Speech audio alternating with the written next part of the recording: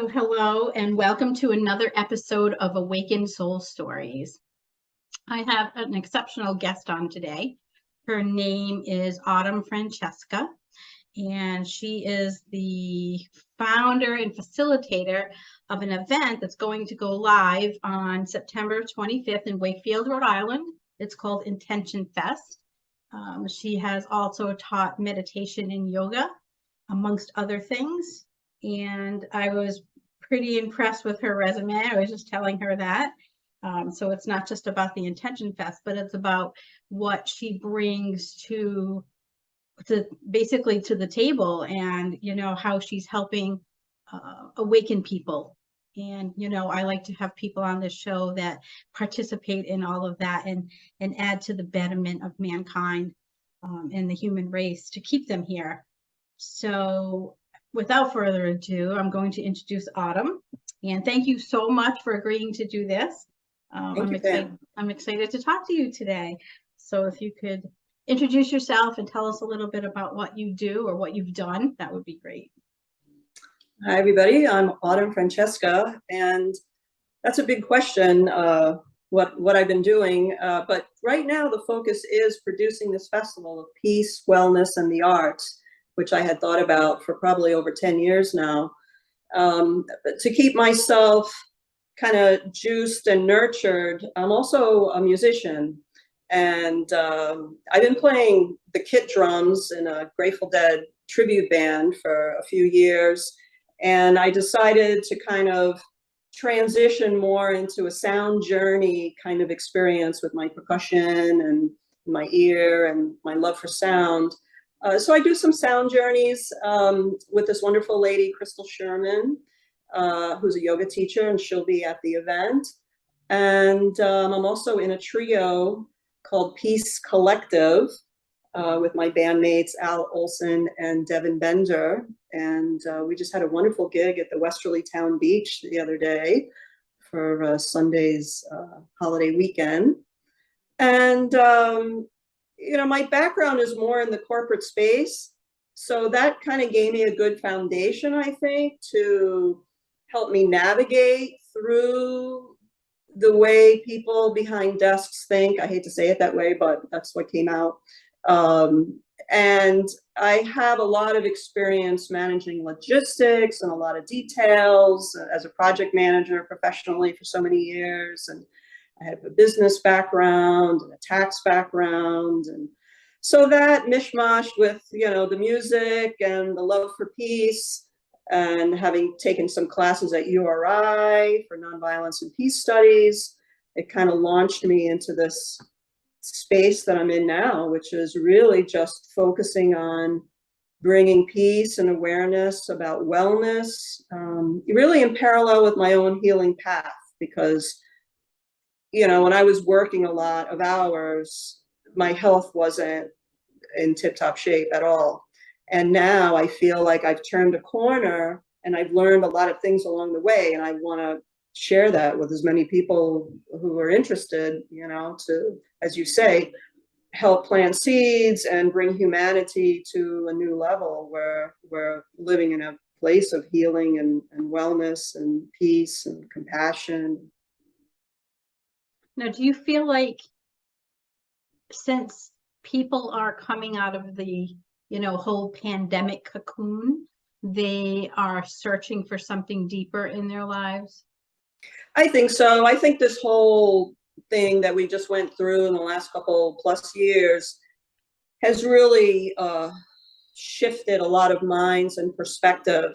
I keep saying to most of my friends, we have this line, everything is different now. Everything is different now. And I really believe that it's that way for a lot of people, as I'm sure you and your viewers are well aware. I mean, a lot of people change jobs. Some people have moved. Some people ended relationships. I mean, a lot of things are different now. So I really feel that there's like a hunger for, please, give me some answers. Give me some answers. I'm looking for a new direction.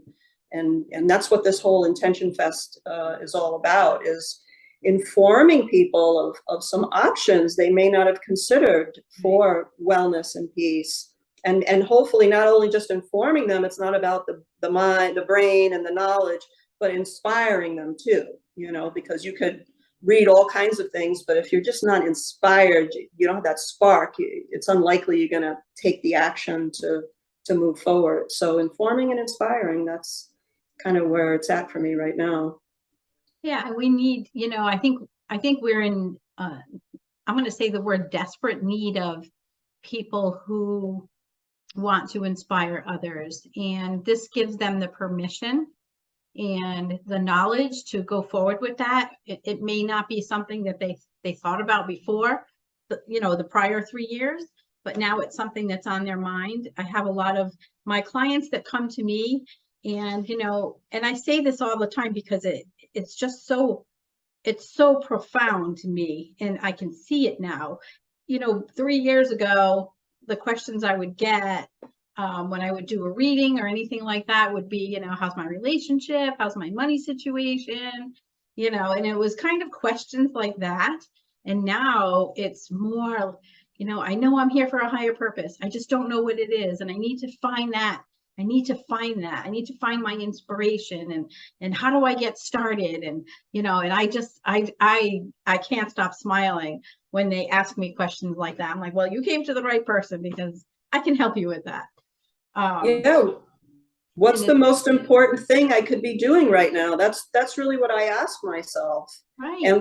And when in 2016 my mother had passed away, and I'm an only child, so I felt like my responsibility for taking care of my mom and all of that is complete. And now what's the most important thing I can be doing with myself? And I found working with kids was on that short list of going to various schools as either a mindfulness teacher, or I do some guided meditations with this beautiful steel tongue drum that I have that I play. And the guided meditation is really about, what do you want for yourself? That's really the message. And that was the message I was asking myself for many years. What do I really want for myself? I mean, getting the promotion, you know, getting a raise, or, having certain things in the house, the car, whatever. It just wasn't doing it for me anymore. So what is it I really want? Now, how do you find that the children respond to all of this now? Well, my experience is with like kind of a middle school age group, 7th, 8th, and 9th grades. When I do the guided meditation with that tongue drum, which has beautiful tones, you know, I think they're so desperate to just relax, you know, that they're right out. Half the students are like conked out. And when I'm done, a few of them are still conked out. You know, they're tired. You know, they're probably not getting the sleep that they need. They're probably in this hyper survival mode, that when do they really get time to relax? So that's probably the first thing that comes to my mind is, you know, that they need these opportunities to relax. And I think they know what they want. Sometimes they surprise me. You know, it's not like when you're working with adults and they have decades of, you know, people telling them you can't get what you want, you have to do this, you know, because this is your responsibility, or this is your job, or whatever. And I think kids know what they want. They're you know, they have some very creative ideas of how they want to see the world, and it's beautiful. And I love to encourage that as much as possible. In fact, I went so far to have this conversation with this very intelligent 13-year-old. And I asked him, well, what's your favorite subject? And what's your least favorite subject? And he said his least favorite subject was history. And, you know, a lot of it had to do with, well, you know, they teach about wars, old wars from way back. And we came up with this idea, wouldn't it be great to have a class called Future instead of History, where we get to talk about what's possible for the future? I mean, and he was all about it. So I'm just planting that seed, you know. That's pretty thoughtful for a 13-year-old. Yeah, no, he was a smart kid. Yeah. Well, I think that's part of, like, this journey for us that do this work is to, you know, yeah, focus on the adults, but it's the future, you know, the future generations that, you know, really the changes that need to be done need to come through them, you know, because they have to create the new lifestyle, right? That's simplified and not so much electronics and just, you know, not so much hatred and divisiveness and all of that. And I think that, you know, even through meditation, because it calms your mind and you can think clearly afterwards, it's a good practice for them to get into. I wish more schools would allow that kind of thing, you know, because I think it's important. I think it's important for their growth, for the kids. It's a game changer. It's the foundation. When I went back to school to become a school teacher, because I was in the business world and I decided, you know what, I need to save the world, and I'm going to go back and be a school teacher and save the world.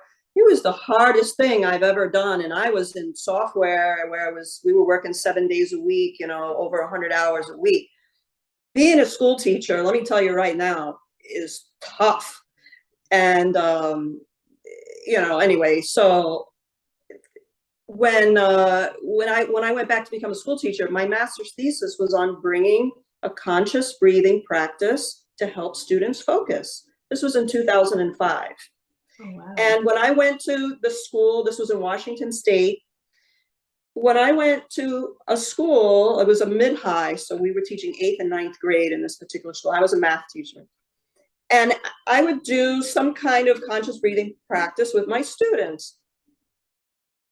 They liked it. Some of them liked it. You know, everybody's on their own thing. So I'm not saying 100% of them were full on, but a lot of them liked it. And some of them even said, oh, my friend wants to do it too. Can we do it after school? Oh, okay. And I'm a new school teacher, right? First, second year out. And I brought it to some of the teachers, whatever. And this veteran teacher, she came in my face, screaming in my face, we will never do this practice because we tried TM in the 70s. This is over 30 years ago. Right. We tried TM in the 70s. And so she's been around, right? You know, I mean, I respect that she's been around and she's had enough, but she should get out and not, you know, still damage the system. Anyway, she was in my face. No, we're never going to do this because parents were all freaked out that it was a religion and this and that, and we'll never do it. Well, so I was a new school teacher, so I didn't do it after school because, you know, I had to follow the rules. But the best part was I left the school system and now I'm doing it on my own terms. I go to RISD, URI, my local schools in South Kingstown. I've been to some other districts. And, you know, they're hungry for it. And I think the terminology was key too, because now it's more considered mindfulness instead of meditation. You got to be very careful with some people, right? They attach meditation to TM and then something from the 70s. Right. So mindfulness is where it's at. And in fact, I have my little stack of books right here. This guy really, well, I don't know if you see it backwards, but Dan Siegel, he is quite the author. He's a Harvard MD, and he's partnered with a bunch of folks. And he basically took John Kabat-Zinn's work with mindfulness and brought it to kind of more of a mainstream population. And I'm very grateful for his work. And he writes books for parents too. He's got a great book called Brainstorm, which is all about the adolescent mind. And as a parent, how do you work with that, you know? And the big highlight, the point that he makes in that book that I find worth repeating is, you know, at that age, they're thinking outside the box by design of the human race. Right. They're thinking outside the box to solve the problems that were created by the adults. So you got to let them flow with their creativity and their ways of thinking. Right. Stop. I guess what I want to say is stop the fear mongering, which puts them back inside their box. Right. Yeah. And that's the generation that we grew up in was, you know, there was a lot of fear around society and religion and, you know, all of that. And now it's like, it's all open. and it's all open for interpretation. And I think the more that, and especially the mindfulness, because, 10 years ago, you never heard that. You never heard that word. And now people use it very loosely. I don't know that everybody understands really what it's about, but that's okay. At least they're talking about it. Yeah. So I think that part is good. I fear for this generation, the millennials and up. I fear for them, and hopefully they can take control of the world before it goes away. They will. They're going to be fearless after all we've been through. I think so. I think they're going to be fearless, and they're going to be driven by some kind of divine intervention, just like all of us were at some stage. I really do have hope. I definitely do. I do too. Yeah. More people I think the momentum is going in the right direction. Well, I mean, it depends on how you look at it, right? Everybody's got their own perspective, but I'm all about, I'm going to choose what I believe, and I choose to believe it's all going to work out, and we're going to be pleasantly surprised, Right. And again, it's about, the more that we put this information out there, the more it kills that fear in other people where, okay, I can empower myself to do this. I don't need to worry about what other people think. As long as I know it's right and it's, my truth, that's really what matters. Exactly. As long as it's nonviolent and peaceful, obviously. So I just want to throw that in there. But yeah, so I'm pretty excited about, this journey that a lot of us seem to be on, and like I said, our generation was very different. And I'm glad that things are changing. And I'm glad to be part of it. Oh my gosh, I never would have thought 10 years ago that I would be in this position. Same for me. Oh yeah, I was working 2 jobs. I was all over the place, behind a desk, and the most important thing was making a deadline or sending these emails, or and whew. Yes, and we come from the same background, so that's pretty interesting, actually. Yeah. So how did you get into yoga? Well, luck. I guess I was in the right place at the right time.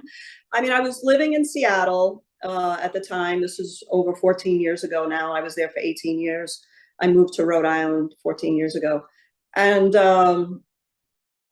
there was a lot of awareness about health on the West Coast. And in particular, there was a huge population from India as well as from China. So I actually studied Qigong first before yoga, because I was somehow connected with the community that offered Qigong, and I loved it because it was slow. I just loved the slow movements of it all. And it was great. And then, for some reason, I ended up at a yoga studio because it was in my neighborhood. I mean, they were kind of starting to pop up. And this particular studio is still there 30, 40 years later with the same, there's 4 out of the 5 instructors are still there, which goes to show that place must be doing something right. Now he goes by Purna Yoga, Adil, and his wife Mira.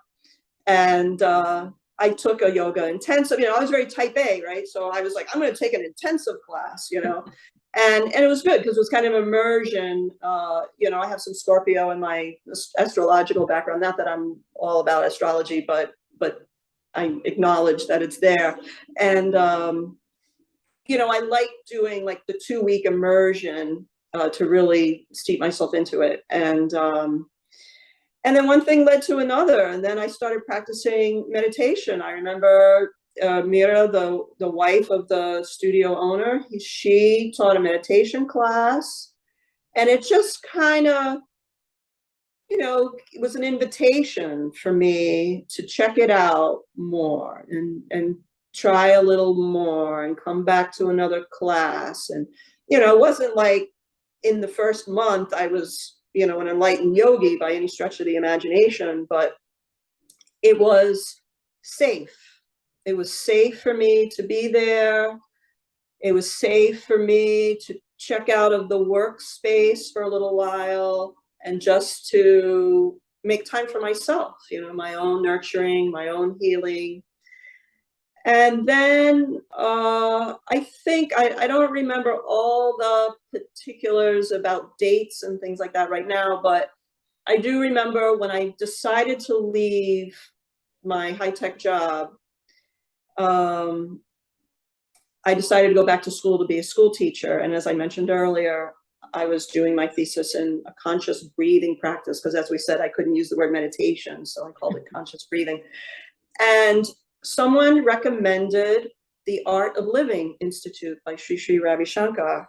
And the Art of Living was another intensive just for breath, for breathing.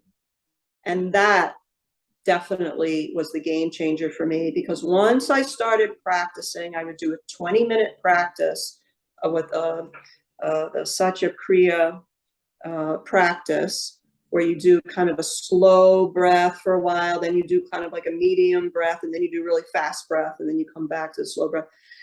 If I do that 20 minutes twice a day, every day for over a month, my whole perception changed. I seemed to have tremendous clarity of what was good for me and what wasn't good for me. Mm-hmm. And then that was it. After that, it was like a launching pad.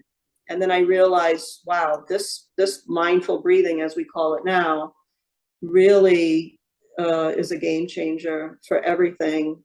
And then ever since then, it became a focus for me, mindful breathing, and reading different books about it and different techniques. And then, of course, the yoga and the movement was good because I like stretching. And so, but you know, that's the long answer to your question. How did I get involved in yoga? I mean, it was, you know, thinking about it now, reflecting on it, it was out of survival, really, because I was just working way too many hours and I wasn't healthy. I had panic attacks and hyperventilating, you know, right in the middle of a presentation. I had problems breathing, and I was like, whew, I need to figure this out. And, you know, I set it out there. I was like, please help me. I need to figure something out. And then, you know, before I knew it, I was at a yoga studio, and here I am 30 plus years later.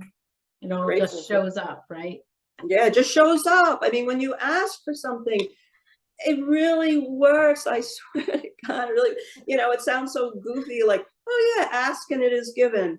It really works, you know. I mean, of course, you know, there's that piece, you know, the subconscious, or, you know, whatever, that says, yeah, but it's really not going to work. You know, well, if you've got that going on, then there you go. It's not going to work. But if you're like, no, I'm gonna believe it's gonna work in its own time. And then part of that equation is to let go and trust that it will come when it's time. Right. Give it and up. It's been working for me, I have to say. Apparently. Oh, so grateful. No, do you so were you like this as a child, or is this something that happened when you were an adult? Like what in particular are you thinking? Like you know, connected to the universe, you to know, the spiritual energy, whatever you want to call it.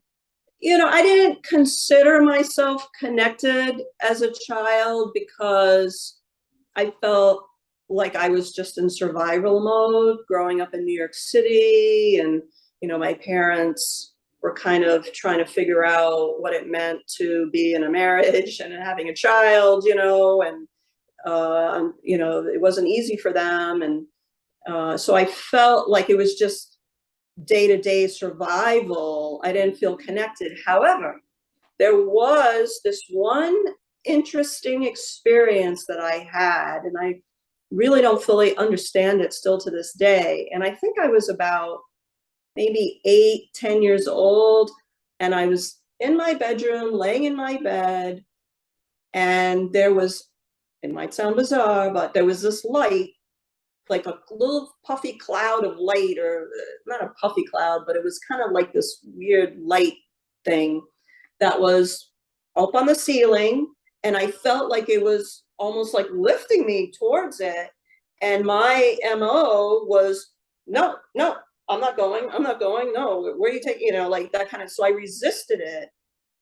And then it went away. And then my next experience was, oh, wait, maybe I do want to go, but it was gone by then. And so I don't know what that was about to this day. If anybody could explain that to me, I'd be curious to hear what they have to say. But that was the only like weird spiritual thing, you know, that kind of happened to me. But I was kind of like a go-getter, though, as I said, out of survival, being, you know, a kid from New York, you know, trying to make it, you know, plus I was a little peewee shrimp, you know, so I had to talk a good game, especially if somebody was, you know, messing with me. You know, I had to be good on my feet, you know, so to speak, because I didn't have any beef whatsoever. So I had to like talk my way out of stuff, you know, and that's, I guess I developed that from back then, you know. Yeah, but that, you know, I think that's a good thing for you, because actually what that does when you're a child and into your adulthood, it takes away the fear of speaking to people, and just, you know, there's no fear there. You just put yourself out there and say what you have to say and move on to the next person. Yeah. Oh yeah, I was definitely a talker. You know, I wasn't shy in that regard. I got shy as I got older, because then I started realizing, oh wait, what am I saying? Like, well, back off a little bit. Maybe you should think before you speak, you know. So I got a little shyer as I go older, but yeah, no, speaking, and then public speaking, that was kind of a little bit of a ramp up, because I ended up doing quite a bit of public speaking professionally. I was kind of, it was just there, you know, like I was expected to do these things. And I remember early on, you know, obviously nervous and all that. So I would over prepare, you know, I was, you know, kind of that thing. And now, you know, over the years, you know, you get older and you get more used to certain speaking engagements and different crowds and yeah. But now, you know, it's like, you know, even as adults, we know that the work that we do is needed. And, you know, even if we didn't want to do it, we would be put into that light anyway. So sometimes it's just better to be like, okay, whatever you need me to do, I will do it. Whether it's speaking in public or going to schools or teaching meditation, it doesn't matter, because it's definitely a journey, isn't it? Well, it's definitely a journey. And I was listening to one of the gurus from India, and he says, I'll sum up for you what spirituality means in one sentence. And I said, oh, this is interesting. Okay, what does he have to say? He says, you do what needs to be done. And I like that. You do what needs to be done. And of course, it's from your own perspective. I mean, you might think what needs to be done is, you know, recycling, and somebody else, what needs to be done is childcare, you know, whatever. So if everybody does what they think needs to be done, it'll all get done, you know? So you do what needs to be done. And that's what's kind of guiding me now. What do I think needs to be done now? And that's what this festival, I mean, I said, yeah, this needs to be done. It's time. So tell us about the, you know, how that came to be. And, you know, I know we were talking before I started recording, but it just seems like, you know, once you put your mind to that, the pieces just basically fell into place. That's exactly how it works. I mean, you know, you set the intention. I want to produce a festival. I was calling it Peace, Wellness, and the Arts. Doesn't really roll off the tongue, but that was kind of the sense of it. I wanted a festival where I could bring people to focus on peace, wellness, and the arts. To me, that's the trifecta. And, you know, I've been thinking about it for many years. And as I mentioned earlier, you know, when my mom passed away, then I kind of shifted gears and I was no longer working in the corporate space. I decided I wanted to focus on what really is meaningful to me and what do I really want? What brings me joy, you know? And music was part of that, you know, methods of the arts was part of that.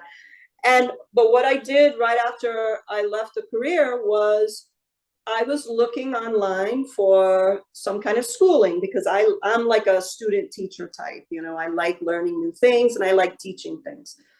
And URI had the Nonviolence and Peace Studies program. I said, wow, and this is right practically in my neighborhood, you know, so I checked it out. I took the class. It was very helpful. Then I realized, yeah, I want to help these people. So I would volunteer for their events, and one thing led to the next. And then we would celebrate International Day of Peace. And then I was like, okay, this is what I want to get involved with. This is going to be my focus. And I was often a volunteer at various festivals. And at that particular year, I was volunteering, which was at the time the Providence Folk Festival, which is now the Rhode Island Folk Festival. And the festival producer, John Fusick, was kind of goofing with me and said, well, you're always talking about peace, like, why don't you do something, have a booth. And he was just strictly about the music. He didn't really want booths, vendors, anything. And that's changed. This past year, they had a lot of vendors. It was a very successful event. But back then, 6 years ago, it was just the music. But he allowed me to have my booth, Intention Peace. And I was like, okay. So I got a lot of great response from the public about Intention Peace, which was basically inviting people to come to the booth and practice, because it's a practice, setting an intention for peace, whatever that means to you, little kids, older people, everybody in between. Just take a moment now and feel what peace is like to you. And it could be you're imagining playing with your dog, or you're with your grandparents or your friends, whatever. But just practice feeling it now. And then there was another activity in the booth. If they want to write on an index card an intention or multiple intentions for themselves, for their well-being. And I remember a mother-daughter was going to take a vacation together, and they sat down and they wrote their intentions. Or somebody else wanted to write an intention of pre-surgery. They wanted to make sure that they were going to be healthy. So people really started saying, hey, okay, this is simple. It's free. You can do it anytime you want, kind of mentality, right? So it's available to you. So I did the Intention Peace booth for a few years at various festivals and at schools. I went to Southside Elementary and, various places. And then I decided, you know what? I now got the ropes, learned from John Fusick, the festival producer of Rhode Island. And I've worked side by side with him for a few years. And I realized, okay, I can produce my own festival now. And, instead of it being the focus on folk music, which was his passion, my passion is about wellness and peace. So I'm going to do that. And here we are. So I'm putting it together. And as you said earlier, Pam, once you take one step and then the next step, opportunities just come. All of a sudden, a couple of people approached me and says, oh, I hear you're doing a festival. Would you like some help? I can help you with that. Let me help you do this. Let me help you. Oh, sure. Help me. Okay. And then, get the word out. And then before you know it, and now I have over 50 booths, 57 booths of peacemakers and healing artists who want to be part of it. And I had to I felt bad. I had to close the applications. I can't accept any more applications because I don't want it too overfull, too crowded. Right. But yeah, it's been tremendous. People just available to help. I just got off the phone the other day with a massage therapist who's so excited because I had booked three massage therapists to be in one big tent, a 10 by 15 tent, to offer massage for people, in addition to Reiki and reflexology and all kinds of energy work. All kinds of stuff is happening. And one of the ladies couldn't make it. And it's not last minute, but we're in September now. And she said, I'll give you the name of this other person, because her family member wasn't healthy. So she thinks that she's not going to be able to make it. Anyway, she gave me the number of this woman. She called me yesterday, so enthusiastic. She's like, oh yeah, I'm definitely going to be there, of course. Because I was worried. I was like, oh no, I got to have a massage booth. Everybody's going to want, expect it. I can't just bail on it. Oh, I hope somebody appears. And the next day she appeared. So it's just another example of how it just happens, and to remain positive. That was the key for me, not to be, oh no, it's not going to, oh, what am I going to do now? Right. No, I'm like, no, something's going to happen. Because you can get mired down in the logistics. And that part was hard, but you have to, yeah, you're right. You just have to kind of like let it flow and it will happen the way, exactly the way it's supposed to. Yep. So Yep. tell us a little bit about the kinds of practitioners or, vendors or whatever that you're going to have. So I put them in 9 groups just to, put them in some kind of category. So it's not just a long list of people and you're trying to sort through, well, is this really who I want to visit or, what? So the first category is compassion and nonviolence.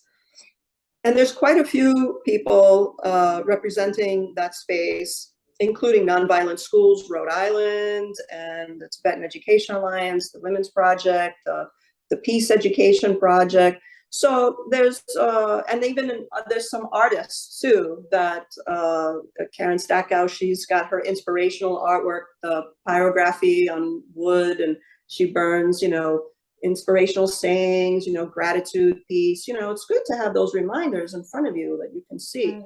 So there's this whole group of people that offer compassion and nonviolence.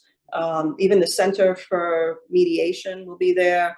And then there's another group of people who do energy work, sound, and light. So as you can imagine, all kinds of Reiki types people, who channel energy, good healing energy, other different forms of energy medicine. And the Awaken Wholeness Center, who's right in Wakefield, which was one of those like, wow, are they just right down the street in Wakefield? They have tremendous technology for creating coherent fields by laying on some of their full body mats and things like that. So they'll be there with their equipment to demonstrate and have people experience. There's a category of people, life journey coaching and intuitive readings, such as yourself, Pam, and others doing that similar type of work. We have people representing nature and the environment. South Kingstown Land Trust will be there talking about hiking trails, which is so important. And I'm hoping that another friend of mine who's a forest bathing practitioner will be there too. She's on a retreat right now and she's going to let me know. Hi, Natalie. Anyway, and then nature and the environment also includes sustainability. So the Kind Shop will also be there representing sustainable products. Nutrition and relationship with food and water. We have a couple of nutritionists and also people representing clean water and filtration and detoxification through that. We have people in the physical body work space, so that of course includes massage, physical therapy, and then plants, oils, and honey. We have a local beekeeper, Yucky River Bee Farm. She's going to be there with her local honey, and various people offering, essential oils and a lot of knowledge all around regarding herbs and plant medicine. We also have people representing therapies for youngsters. We have Thunder Mist is going to be there with their mental health services available for youngsters, as well as another lady has a Songbird SLP. She's a speech language pathologist, so she's going to be there with activities for kids. We do have a kids area in addition to the therapies for kids. Also art therapy will be represented there. We're painting peace rocks, and we're also making peace flags. Thank you, Jenny Fox from the Peace Flag Project, and the Kingston Congregation is going to be with the peace rocks. We're going to have sing-alongs because we have great musicians that are going to sing some wonderful, happy, loving songs for the kids. And the last category that I've created that you'll see on the website is what I call wellness centers and collaboratives, because there's quite a few, including, of course, All That Matters, and then JCA Wellness recently opened in Wakefield, and Path to Harmony has their collaborative of healers. So that's kind of like the overview of who's there, and the map is coming out soon. You'll see it on the website shortly. There's a lot to do. There's a lot to see, a lot to experience. So where in Wakefield is it? Well, it's on High Street, 101 High Street, right next to the Wakefield Elementary School, which is on the other side of the pedestrian bridge off of Main Street. So if you're familiar with Wakefield and you know where the Contemporary Theater Company is and Wakefield River Fire and that pedestrian bridge, our music, we're going to have some acoustic live music there. Will be at that same Sari Sanctuary stage where the Wakefield River Fire music happens. And then just on the back end of that is the big park. It's Saugatucket Veterans Memorial Park, but a lot of people don't know it as Saugatucket Park. They're like, where's Saugatucket Park? Well, it's on High Street, 101 High Street, right next to the elementary school over there. And I also see on here that you're going to have gongs there. Yes. So at noon, which is when the event starts, from noon till 5, Sounds of Harmony, gong bath or gong meditation. Sounds of Harmony is a husband and wife, Kevin and Sarah Bell. They will bring their gongs on the stage, Sari Sanctuary stage, and they'll do their gong meditation. And people, attendees at the festival, will have the option to, you know, sit right there and just enjoy the vibrations of the gongs, or they could join what we're going to do, a mindful peace walk around the park. So there's a paved path around the perimeter of the park, and kind of in the method of like Thich Nhat Hanh, you know, I have learned from him the mindful walking, mindful peace walking. It will be led by Ginny Fox, again, who runs the Peace Flag Project Foundation, and she will basically lead us while the gongs are playing. We're going to do a mindful peace walk at noon, and hopefully end with a couple of prayers for peace given by some of the local clergy from various faiths that Ginny is, I think, trying to coordinate right now. So that starts right at noon. So it'd be great if people can make it right at noon and join us for this mindful, you know, silent peace walk. Probably be like 15-20 minutes, and then that's a good way to start the day, start the festival. On to the festival, right? And I've been to an event with the husband and wife that do the gongs, and that was pretty powerful. It was recently too. It was like a month ago. In fact, Elaine DeJoy and I both went together, so it was nice. It was nice. So I'm glad to see that they're going to be there. And are you offering any kinds of food or anything like that?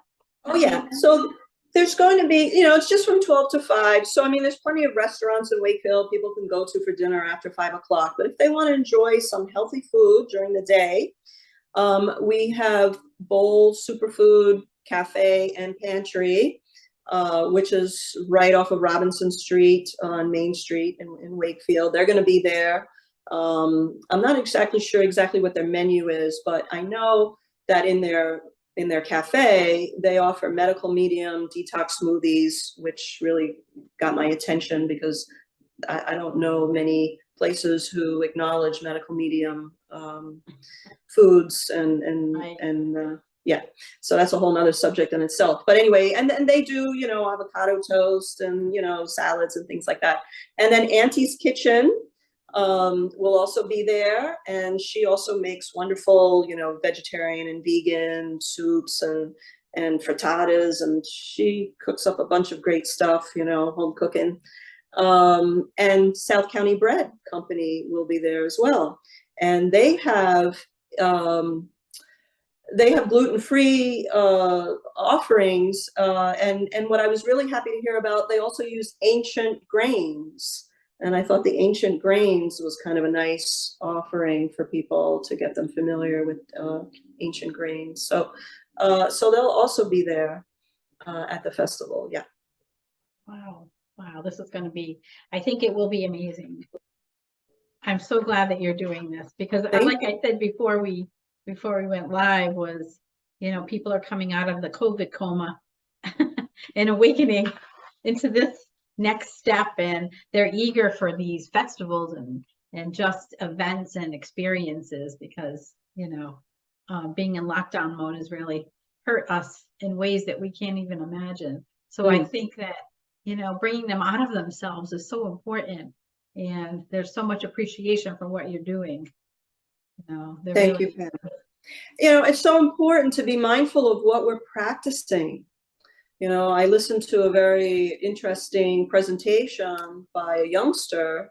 He was probably less than 10, 11, 12 years old. And he did a wonderful presentation about, what do you practice? Do you practice joy? If you want joy, are you practicing joy? Because it's not going to come to you on a silver platter, right? You have to practice it. And so if we want peace, we have to practice it. If we want wellness, we have to practice it. So, we have to make it a focus. And, it's great to have, the music festivals and all these other things to entertain us. And that's wonderful, because that brings joy. Music, for me personally, I love music. I love to go to music festivals. And I believe we also need to, like you say, we're coming out of this coma, or this, strange experience that, many of us had, that, okay, what do I want now? Well, if you want peace and wellness in your life, here's an opportunity that you just immerse yourself in it, because everywhere you look, there's somebody who's going to offer you some solutions with peace and wellness. So it's what you practice. So I'm just trying to give people an opportunity to practice. And there will be the Intention Peace booth at the event, so you can set your intentions. You can sit in a little workstation and write down on an index card what you want your intentions to be, and then look at it regularly every day, multiple times a day. And if you make that the practice, instead of, oh no, what am I going to do now? Oh, my life. Oh no, it's a mindful practice. Okay, catch yourself. That's why mindfulness is so important. Yes. Practicing mindfulness gives you the opportunity to be the witness of yourself, because most of the time we're just doing stuff. I'm talking to you now, I'm doing this, I'm clicking on my computer, I'm doing.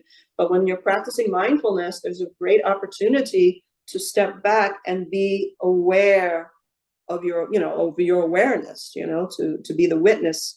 And then that's when you can make the changes and say, oh, that's right, I have this habit of thinking negative. Every time I'm trying to make a meal, I think bad thoughts. Oh, let me stop that. Let me replace it with something different. Oh, I love this food. I love cooking, whatever.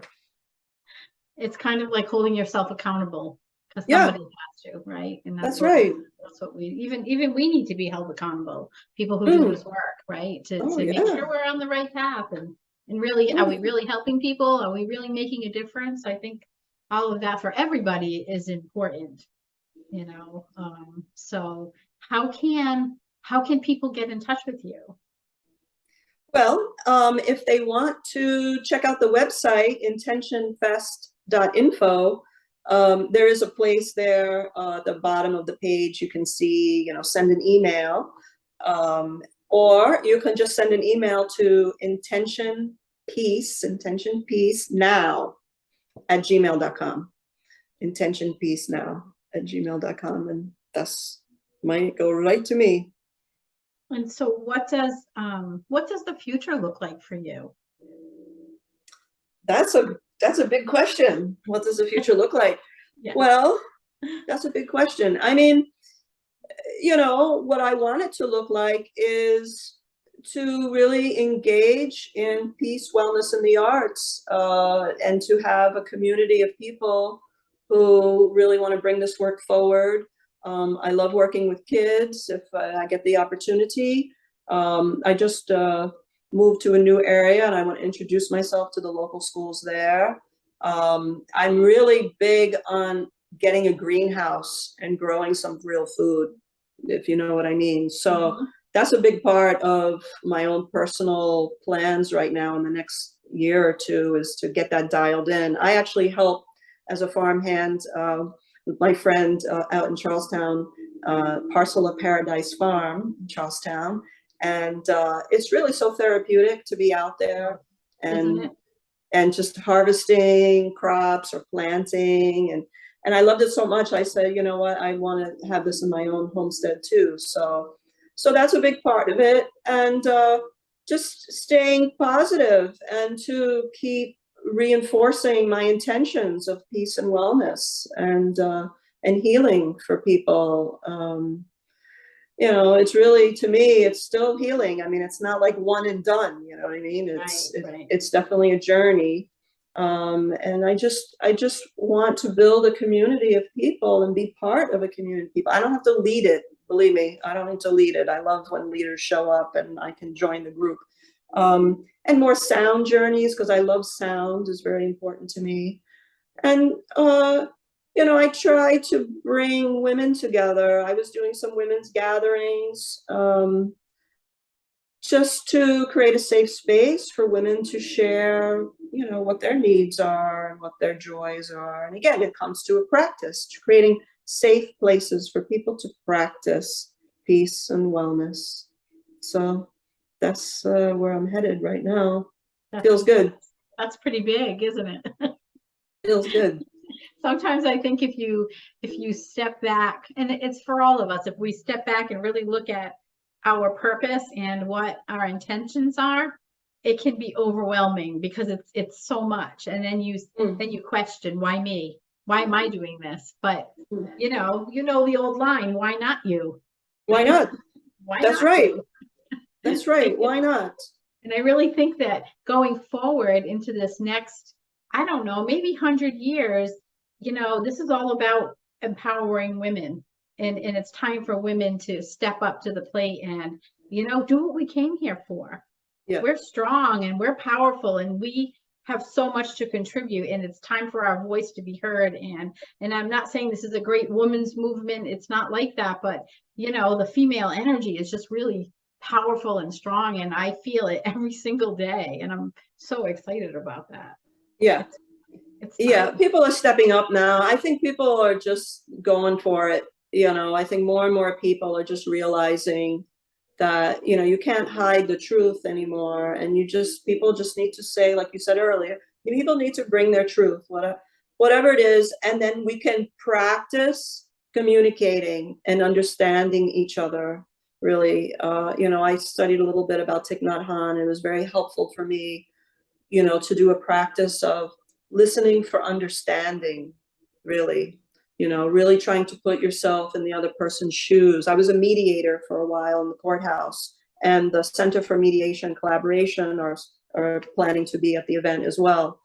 And really, it's a process of trying to understand each other, and especially not understand each other from the intellectual point of view, but from the feeling. How does that other person feel? You know, the information is out there, and it's just a matter of time before people start to learn how to communicate in a non-violent way. Yeah. I mean, I can't say enough about this guy, Marshall Rosenberg. Oh my God, teaching nonviolent communication. He passed away a while ago, but he has an organization, NVC, Nonviolent Communication. And that's where the whole giraffe thing comes from. You know, we're going to learn it. It's out of survival. That's what I believe, is the information is out there now. And with social media, everything is available. So people are going to seek what makes them happy, what heals them. I mean, that's what happened to me. I was unhealthy, and just, you know, you can call it divine intervention or whatever you want to call it, but I was moved to find healing, and then the opportunities came, you know. So it's happening. It's a tremendous time. Yes, to be alive. It is. Oh yeah. Well, thank you so much for doing this. I really appreciate it, and I think the audience will absolutely adore you and what you're doing, and you bring so much peace to the world. So much needed peace, I should say. And hopefully this you know, gets more people to the IntentionFest. Because you know, the people that are supposed to be there will definitely be there. And I'm going to share it with all of my audience and my clients to let them know. So I'm excited to be doing it. I'm honored to be doing it. So again, thank you so much, and don't hang up yet. So thank you. Thank you. Thank you so much. And we will see all of you next week. Thank you for joining us for this another episode of Awakened Soul Stories.